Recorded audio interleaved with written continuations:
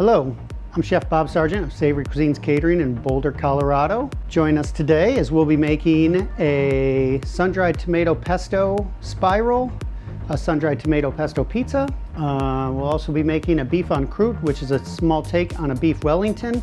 We'll be using that same dough to wrap up filet, stuffed with some mushrooms in there, and then we'll be finishing with a red wine syrup. Everything is dairy-free, and we'll roll into an avocado mousse with whipped aquafaba, which is the liquid from garbanzo beans, finished with a little bit of vanilla, and something that keeps the volume up is a little cream of tartar. I started cooking very young. I always felt like it was more fun in the kitchen than anywhere else. I've tried to work in the front of the house in restaurants. I went to college a number of times, but I always found my way back to the kitchen. I really enjoyed it. I have a lot of fun. It's a good way to meet people and a good way to get out of doing dishes. So I hope that you enjoy everything we make today and look forward to getting started.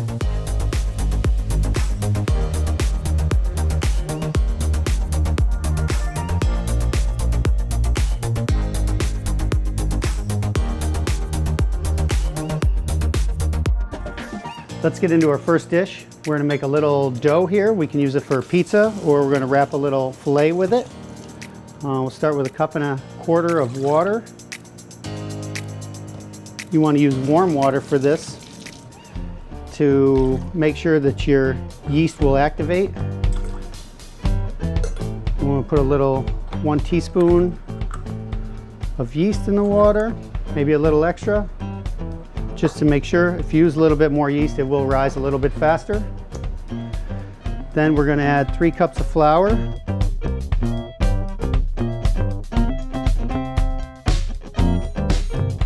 This back here. Okay, we're at 2 teaspoons of sugar,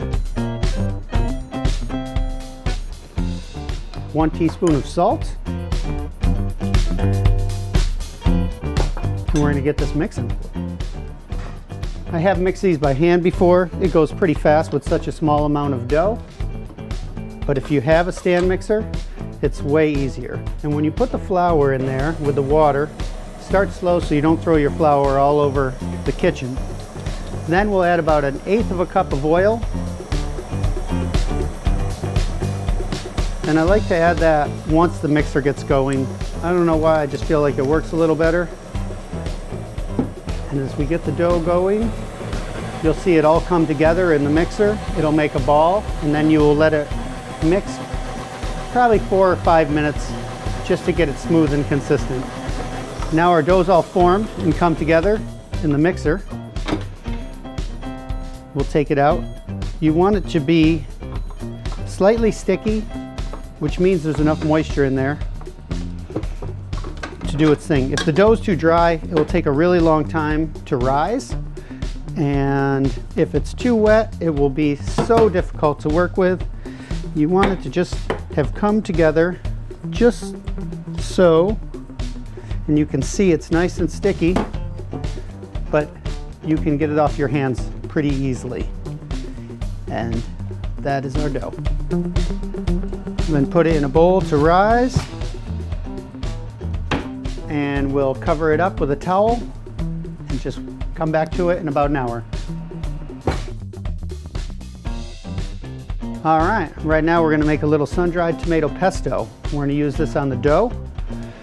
Just put all the leaves together. I'll hold on to the stems. And I'll kind of roll them up almost as you would a cigar. If you've ever rolled a cigar, I don't think most people have. And we'll just cut it really fine.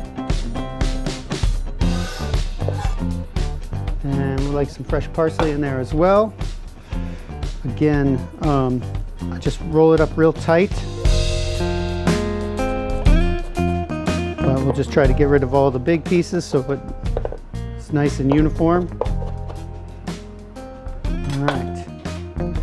So to this, we will add about 8 ounces of sun-dried tomatoes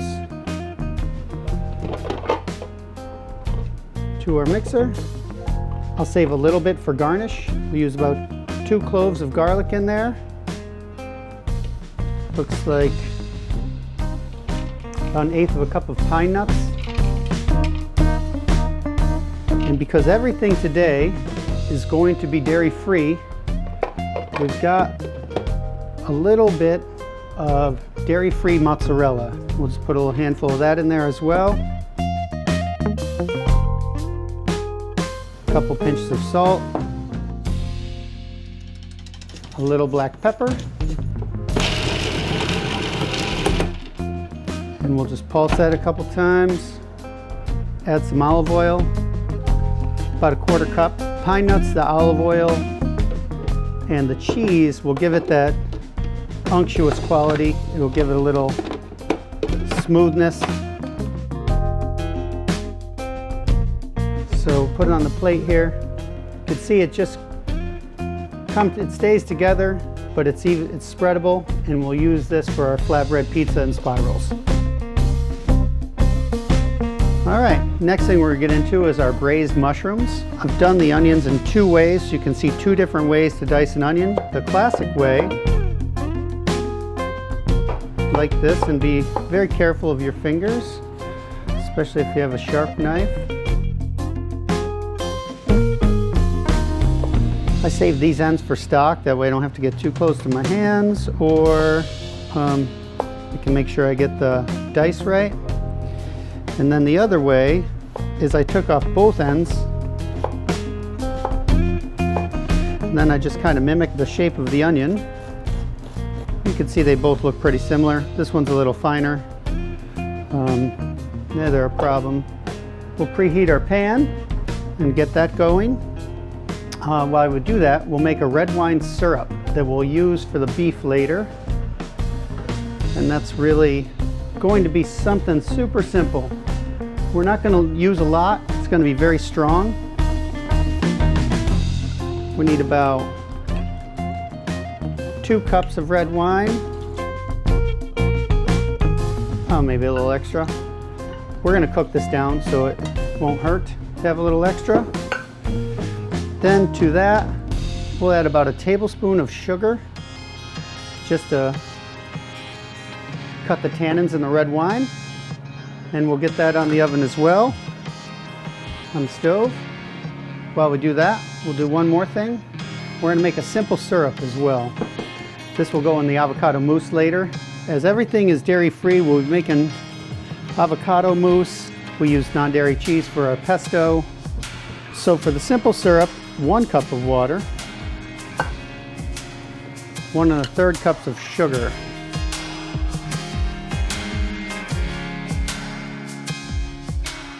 And as soon as that gets on the stove, that should only take 3 or 4 minutes for the sugar to fully dissolve in the water, and then we'll put it aside and we'll use it later and be ready to go. All right, so you always want a hot pan and cold oil. That way your food won't stick. Get a little onion in there.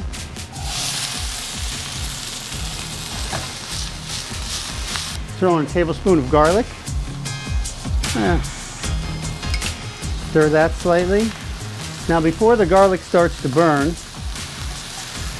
just as it starts to brown and caramelize, we'll add our mushrooms.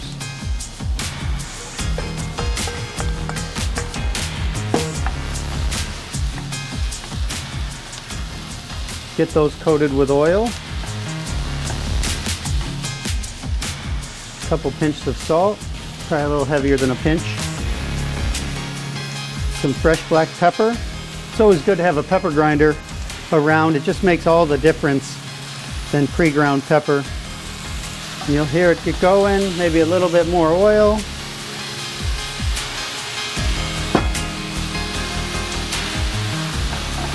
And then we're going to braise them with a little bit of our wine, probably about 1/3 of a cup, I would guess. Now we're just going to let these go. They will cook down. We're going to be wrapping this in the pastry dough that we made, well, in the pizza dough really. It's not quite a pastry dough, with some filet of beef. So we don't want to add any extra liquid. So we're going to let these cook down till most of the liquid is gone. And there's almost a caramelization with the mushrooms. It's going to be really good. I think we'll have a lot of fun with it. And I'll show you some other different techniques. If you look, our syrup is now incorporated. So that is done, and our red wine is starting to boil. And that is just going to make a syrup. As I said, we'll cook that down for, probably 10 minutes. And we'll add a little bit of beef base to it, just for the salt, and it will also add to the texture. All right, so now you can see our mushrooms are fully reduced. They're starting to caramelize and stick a little bit. I don't want to take them much past that, so I'll take some of the fresh parsley and I'll finish it with that. I'll fold it through real quick. And as you can see, there's just literally no moisture left, and that's exactly where we wanted it. Now, that's going quite nicely. We're just going to add this is actually a beef demi-glace. It's no different. You can get in your grocery store roasted beef base, or Better Than Bouillon, I think is one of the companies. I'm going to put about a tablespoon in there. This stuff can be quite strong and salty, so I'm just going to let it dissolve first and see what it does. And then we can just shut it off and it'll be done. We could add fresh herbs to it, or really anything you want, because it's just going to be a light syrupy glaze when we get to finishing the beef. All right, now we will prep the beef and get it ready to go in the pastry. All right, next thing we're going to do is we're going to prep our fillets. Now I was hoping to get one piece of fillet all together, but this is all I could get. And you know, we're not building rockets here. We're just making food. So quite easily we can accommodate things. I'm going to take off some of this silver skin, which is really tough. I'm just going to trim these up barely. And I'm going to show you something fun a chef showed me a long time ago. Hopefully you don't have a camera in your kitchen, because you shouldn't be looking up while you're playing with the knife. But I'm just going to get some of this stuff off. Just clean it up ever so slightly. See these ones? These ones look pretty good. Now here comes the fun part. Something I learned a long time ago is we're going to take the towel here. We're going to take each one of these fillets. We're going to put it in the towel. We're going to roll it around and form it into the best circle we can. We're going to pound it. And then you'll see that I'll make all these odd shapes, all little circles. Twist the towel here. See how I've got a little circle? And then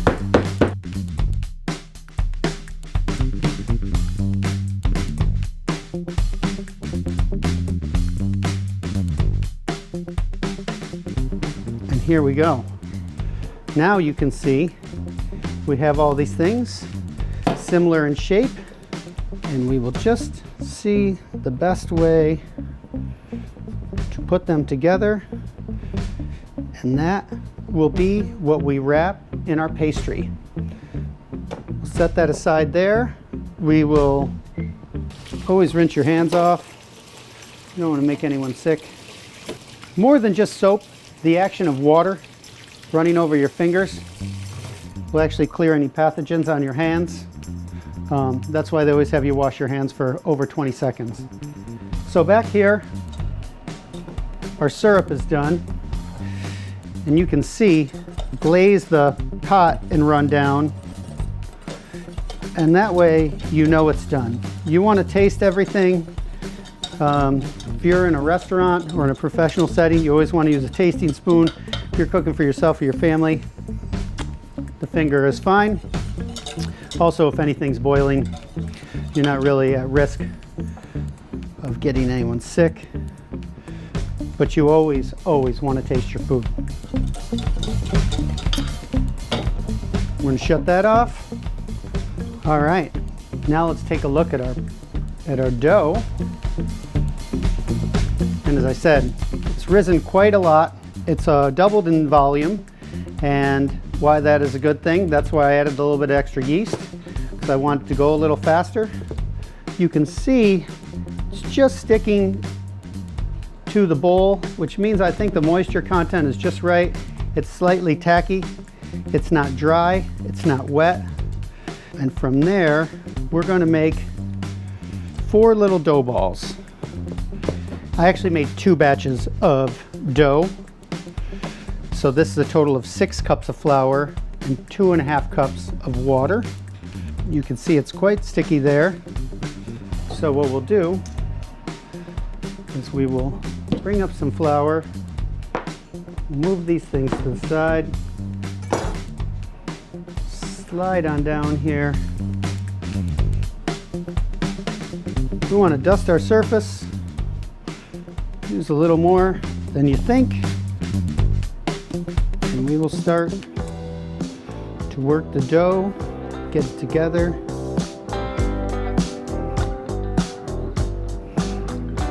We don't want to cut the countertop, so I'm not going all the way through. But from there, I can just pull it. I form a little ball. I pull the bottom together, and I squeeze it almost so it looks like a little mushroom.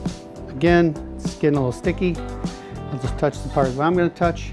I'll squeeze it together. What this does, it makes it uniform. It also gets all the air out of the dough. And you have ever made any pizzas or anything, and you know you get a big air bubble. It's not always great. So we'll get a little flour where I'm gonna touch it. The damp part will get inside. We'll work it like so. I just heard a little squeak. It means I got a little air bubble. Something else fun about this, I love dough. It was one of my very first jobs as a manager. I was a pizza chef. And we made everything from scratch.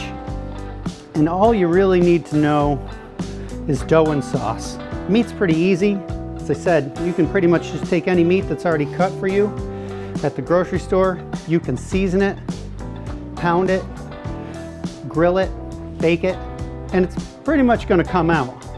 But if you know how to make dough and sauce, everything you put together will just be fantastic, and people will really be impressed, I think. One of the reasons I started cooking was because hey, if you're good at cooking, you don't really have to do the dishes. And people are impressed. People like you. So if you want to make some friends, you could probably just learn how to cook. But as I said, this is really easy. 3 cups of flour, 1¼ cups of water, a little salt, sugar, and a packet of yeast, basically, is I think what it came out to. And you're good to go. And you can just make this at home quite easily. Contrary to conventional thought, the flour actually keeps the dough from drying out. A towel works, oil works, but air does not. Your dough will dry out quite quickly. I like these. Most people use the conventional rolling pin with the handles, and that works just fine too. This you'll see more often in a professional kitchen. It's called a French pin. A little flour on it, and we're just going to get it rolling out.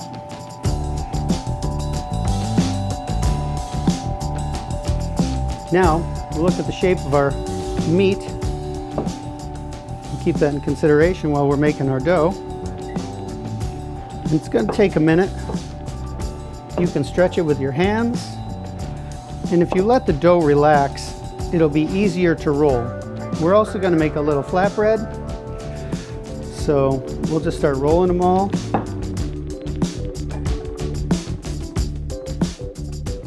You can hear the air squeak out too when you roll. That's why you want to roll to the edge. You'll get some of those bubbles out. Get that one. You can see this one rolled out a little better. As they rest, they just get way easier to roll. You can start it out. You can get the basic shape with your fingers. That also helps get out bubbles. You ever see a real pizza chef? They're always using their fingers. They're just chasing bubbles out of the dough. And if you roll over here, I just heard saw a big one pop. You can chase them right to the end. There's one. Boom, he's gone. We're gonna let all of our friends here rest. And we're gonna season our meat and get ready for the next step. Okay, here we go. We're getting into the really fun part. The really fun part is when we get to eat, but the almost really fun part is when we start putting things together and we know we're almost done. So as I said, as the dough rests, it becomes much more workable. It definitely will do what you want it to do. Get as uniform as possible, and you can see it now. It doesn't snap back each time. It's in really good place. I want to get it pretty thin because it's going to roll, it's going to rise. So here we go. Now, we're going to season this. And this is going to be the top, actually. So I'm going to take some of our mushroom mix, spread it around, keeping in mind how big the beef is that we've shaped. So again, I mean, this is pretty close to a Wellington. You'd use a puff pastry dough, which is a folded layer of dough with butter in between the layers. And when it bakes at a high temperature, the air in the layers created by the butter separates and causes it to puff. And then this is the side we determined as the top. I'll form it, try to get as uniform as possible. As I said, this would be work much better if we had a whole fillet, but we don't. So we're going to pack it down. We're going to season the beef some more. I might even sneak in some seasoning in the pieces. That is the advantage of having it pre-cut.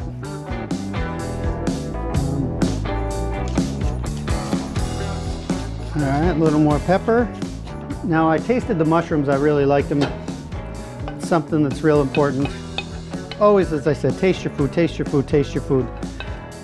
Keep in mind too, if you make something, like if the mushrooms were really salty, you could season the beef a little less. If the mushrooms weren't very salty, you can add more salt to them or the beef. But taste your food. I already checked them for you. So first, we'll pull the dough over, just over to the bottom. We'll take a little egg. Okay. We'll fold the other piece over. Looking good. As I said, we're just going to tuck this one in, so I don't really need this extra dough. This side's pretty good. I do want the stick to seal.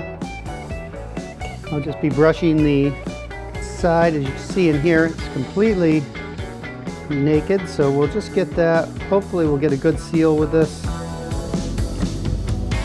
We'll push this down. We're good to go. Trim a little bit off. You can use all that dough. We can play all kinds of fun games with it. Moment of truth. There we go. Looks good. Try to tuck this dough in so we don't see it. We'll use this dry towel to get the extra flour off. Place that down. Just a little bit of oil will go a long way. It will spread out. We don't want it too oily. Again, we're going to tuck our friend in here. We're going to put him on the sheet. You want to touch it as minimally as possible. Try to make it uniform. Again, whoops, careful. Don't want to rip it. Okay, now we're going to score it. And you can do fancy scoring and whatever, but the reason I do this is I'm a caterer. I'm going to score it here. I'm going to score it here. Because this side of the dough is probably just going to get cut off. And then I have 8 pieces, so hopefully we can get this right. We're just going to score it ever so slightly. I made this dough pretty thin, so hopefully not too thin. The portions, and it will make for a really neat, easy, clean presentation. You can do fancier things. You can make different decoration out of the dough or lay strips over, but as a caterer, I just want it to work quite simply. And then we'll just take a little light towel, get the extra flour off, brush it with a little egg. Not too much, because if you get too much egg, it will look like scrambled egg in the corners and it won't just be glassy and brown. You can add a little water to it so it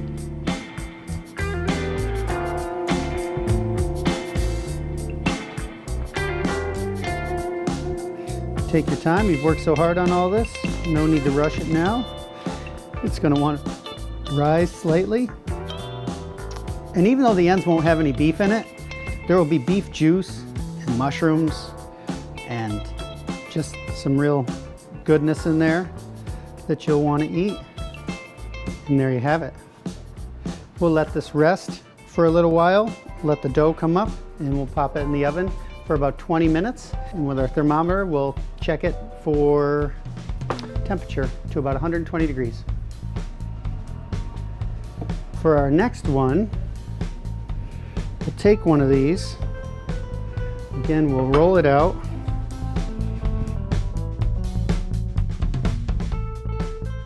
Do a little bit of olive oil.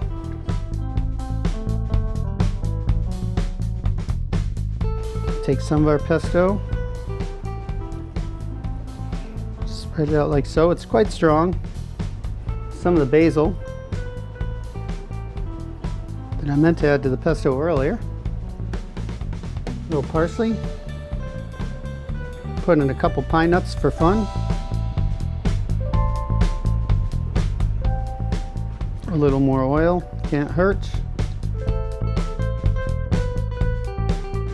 Not unlike a cinnamon roll, you could use the same dough with the same recipe for a cinnamon roll. Just any yeasted dough will work.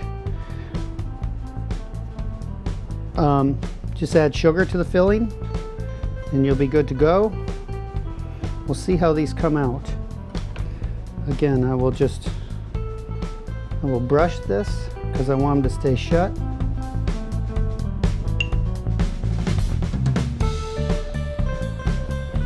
Then you can make them a little wider by sticking them back together. You can see I got the dough quite thin there. Move this back over for you. I didn't get any pesto on the end, so I'll just discard that. You can see I started to get it. Now we'll cut it in half, bring it around, cut it in half, cut in thirds, cut in thirds, cut in thirds, cut in thirds. Put a little olive oil on the pan here. Just little fun things to do. We're going to put them on the edge around. Some of them are more perfect than others. We could just get them, drag them a little oil and put them to the corners. All right, we have our little spirals ready. We've kept a little space between them because hopefully they rise. I could let them puff up a little bit more and we're just going to stick them in the oven.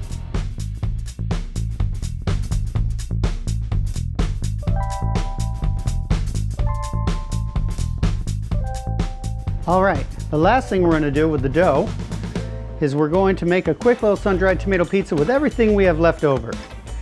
Put a little oil on the pan. Don't be afraid of how much oil you use because it's going to give a nice, almost fried dough to the bottom. It'll add texture and flavor. This dough was already rolled out. It doesn't really need to go anymore. We're going to put it right on the pan here.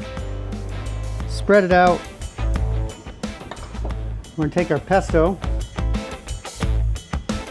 When I said everything, we're going to use everything. Maybe not the onions. We can use those later. You can always find a use for diced onions. A little bit more olive oil because this isn't spreading as well as I'd like. Plus, tastes good. It doesn't have to be perfect. If it's not working for you, you can use your fingers. Pick some of it up, move it around. Because we have some of our dairy-free mozzarella that we're going to use. We're going to use this pesto as our base. I'm going to use the basil that's left over. I want to put it in the bottom best I can. Some of our pine nuts and our sun-dried tomatoes. Again, we want to get these moving around and get some of the, whenever you're making pizza, some toppings go on top very well, like a pepperoni if you're making a meat pizza, because it has a lot of oil and it will fry in the oven. It'll give a nice texture and flavor, and the oil will incorporate it. Since we're cooking dairy-free vegetarian, we have a low fat content, so we can add liberally a little extra olive oil. We could season it with a little salt, and then our dairy-free cheese. This is a coconut-based mozzarella. It melts really well. And as I said, we're going to use everything. We might as well just use everything. We'll save our onions and garlic for later. We're done with that. A little pepper. It looks like I'm using a lot, but really not a lot's coming out. So, okay, we're going to slide that right into the oven.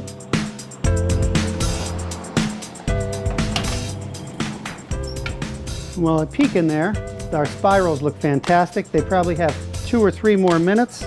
We don't want to rush them for the appetizers. All right, looks like our spirals should be done. Take them out.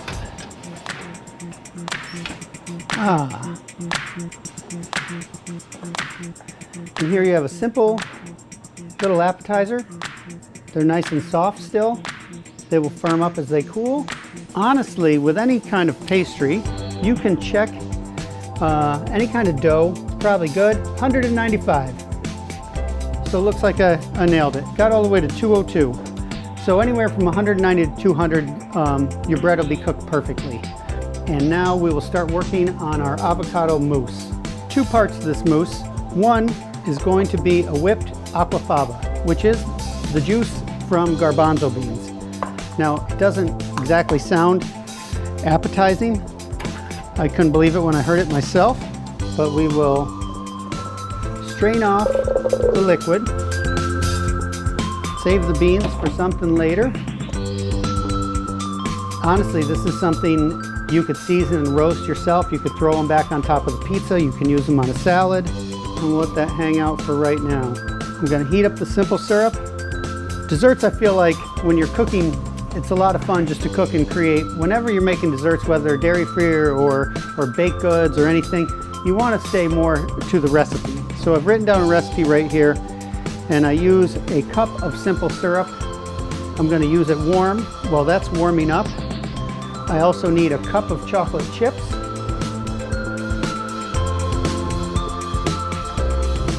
I need a half cup of cocoa powder.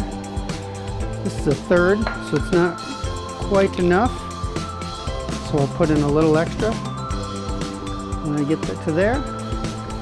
Our simple syrup, again, use your finger as a temperature. It's not quite warm enough yet. Get our chips in the blender. Processor. We'll get our cocoa powder in there. Like I said, we need a little more than a third. A teaspoon of vanilla. Try to move this over so you can see it. Looks like our simple syrup is hot. You can hear it. That's just on the edge of the pan. The syrup itself isn't boiling or anything. I don't want it too hot because then it will change the flavor and texture of the chocolate. So I'm going to let that sit for 1 second. I'm going to warm up our syrup. Super low. And I'll start working on our avocados. It's a pretty simple recipe. Just going to go down. You want really ripe avocados. These are perfect. Honestly, if you ever have avocados that you think are too ripe and you don't know what to do with them, this is a great recipe. And again, I think you can make some friends with this one. And then our syrup is probably ready. We'll put that in there. Looks pretty hot.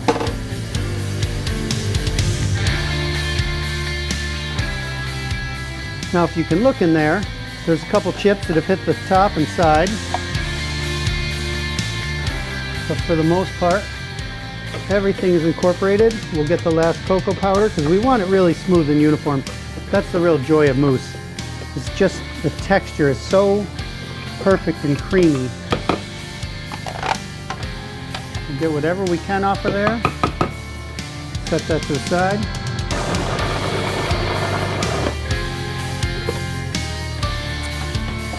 And then I just squeeze these. Boop, and they come right out. Seems like a lot of avocado. it'll work out just fine. Make sure I got everything right. Oh, a little pinch of salt. Very tiny. You don't want it to taste salty at all. It'll just enhance the flavor a little bit. Again, there's things that you could put in here. You could cut down a half an avocado and put in a 1/4 cup of olive oil. Make it creamy. You could add ancho chili powder to this and make a chocolate ancho mousse. You could do a number of things. And just let that work for about 2 to 3 minutes. All right, now we're gonna work on the very last thing today before we put everything together. And this is the weird one. We're gonna whip aquafaba, which is the juice from garbanzo beans. Now, I read that the juice from other beans does not work as well for baking, and it definitely doesn't whip up into this foam. It's kind of a faux whipped cream or a whipped egg white. You can make meringue out of it. But for now, we're just gonna see how it goes. So we need 1 cup of this, which is basically you get about a half a cup of liquid out of a can of beans. We have 1 cup because we used a big can. Or garbanzo bean water, but that doesn't sound very fancy if you were going to try to put it in a restaurant or feed it to your family. I don't think they're going to want garbanzo bean water. Then we have 1 cup of sugar, so it's equal portions. Take this out. And if you look in there, it really looks like egg whites. A half teaspoon of cream of tartar.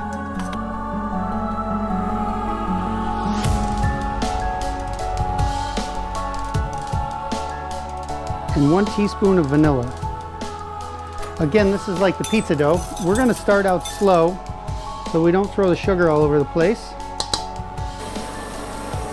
We just get it going here. It's already coming together. It takes about 4 minutes.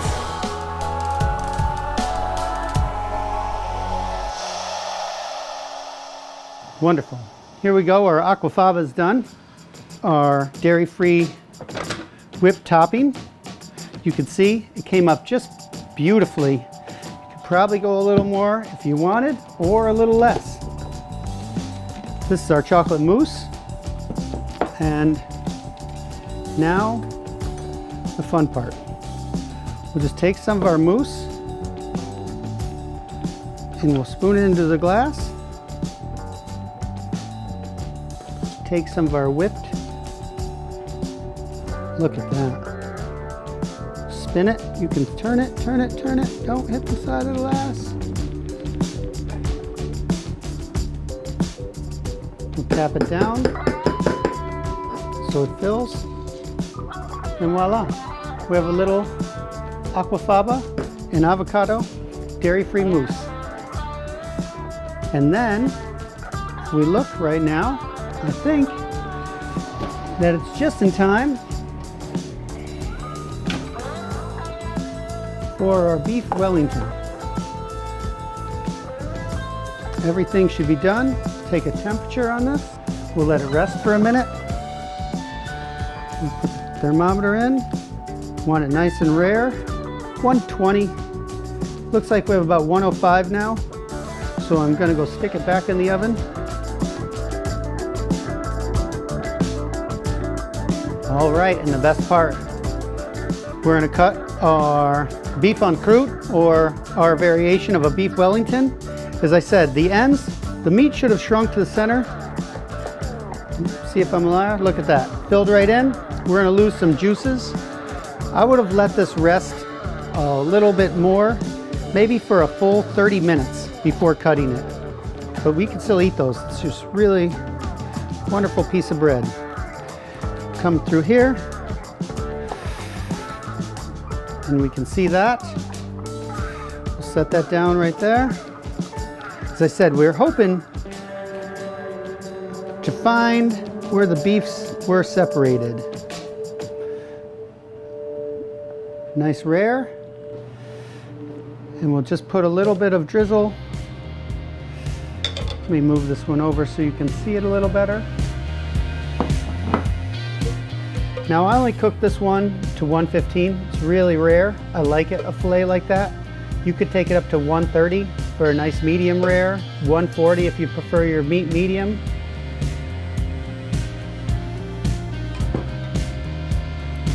And that is it. See if I can get one good cut here for you. Turn them this way. You can see the mushrooms in there, maybe. And then we have our quick pizza with the dough. Our spirals with the leftover dough. Our avocado mousse with whipped aquafaba. You can see it's still holding up. The cream of tartar really helps with that. This syrup was just red wine, a little sugar, and a little beef paste, and we're done.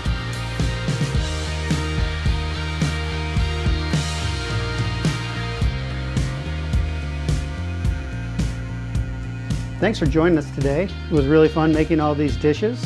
I hope to see you again in the future. I'll be specializing in dairy-free cooking, and we'll be doing some Asian dishes, shrimp fried rice, a number of basic sauces. Today we worked with some dough, some simple sauces, and then next time hopefully we will be able to do some barbecue for you, basic meat marinades and things just to get you rolling, so you'll have a full complement of dishes to work with in your repertoire.